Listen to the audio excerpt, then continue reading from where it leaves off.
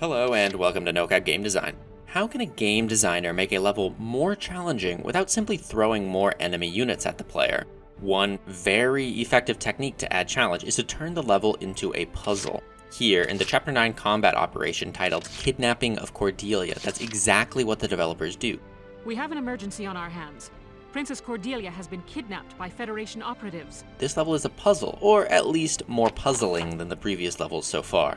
But this is risky. Changing the genre of your game risks alienating some players. In this episode, I'll consider why. Why would a developer want to add or change the genre of a game partway through, and why do it at this point in the game?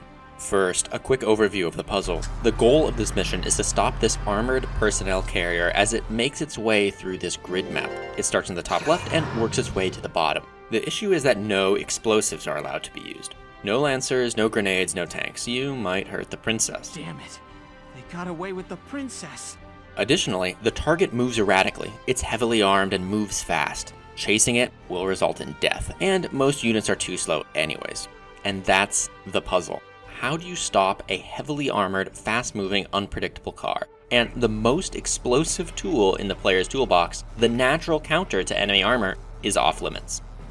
I won't spoil the puzzle, at least not yet, and this video is more focused on the why rather than the how. So why change the game's genre at all? The player is a little more than halfway done with the game, so they clearly enjoy it. Okay, brief aside, this is level 9 out of 18, but there's also a level 0, so there's actually 19 total levels, not to mention all the side missions and extra content. Anyways, back to the main question. Why suddenly include a puzzle, and why do it now? Well, it's not just the developers of the Valkyria Chronicles that decided to pivot the game genre slightly. In my previous series, I talked about how the developers of the first Halo game used the exact same technique. There, the developers added elements of the horror genre to Halo, and it had a positive effect on the game overall. In fact, it was also just a little over halfway through the game that the Halo devs changed the genre, in level 6, titled 343 Guilty Spark. I encourage you to check out that Halo video sometime, but this is Valkyria Chronicles, not Halo, so right now I'm going to focus on puzzles instead of horror. Adding or changing the genre of a game has many potential benefits. It can inject novelty into the play loop, thus keep the game fresh for longer, effectively doubling the potential length of the game. A change in genre can mirror a dramatic twist in the story, making both the story and gameplay feel more rich. That's what the Halo devs did when they introduced the Flood. A new genre can also help resolve a developer's creative block and unlock many new types of levels and content. And to a certain extent, all of these reasons are present in this game too. The puzzle elements complement the strategic planning of the previous levels, but presents a fresh challenge to a player.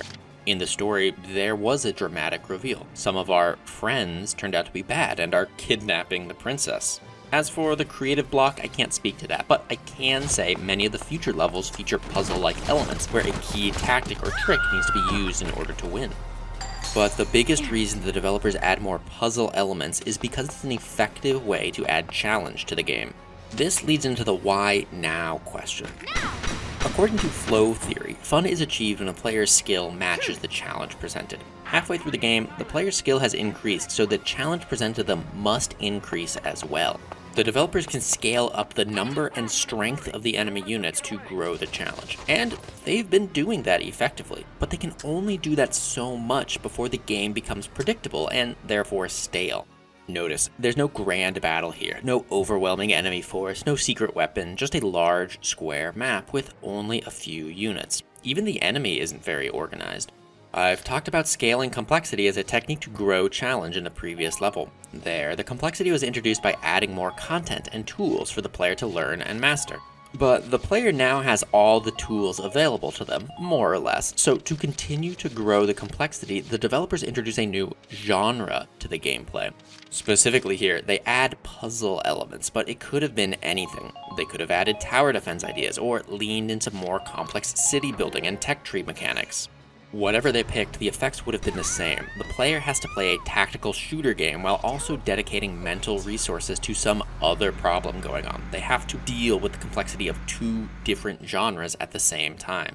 Think of it this way. Earlier in the game, the developers grew the complexity by giving the player more types of tools. Now, they are giving the player more types of problems.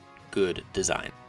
Now, of course, this is super risky. If you stray from the core gameplay that your players found fun, you might alienate them. If you turn up the complexity too high too fast, they might give up in frustration. If the genres don't mesh, then the gameplay will suffer, not improve. There are a lot of things that can go wrong.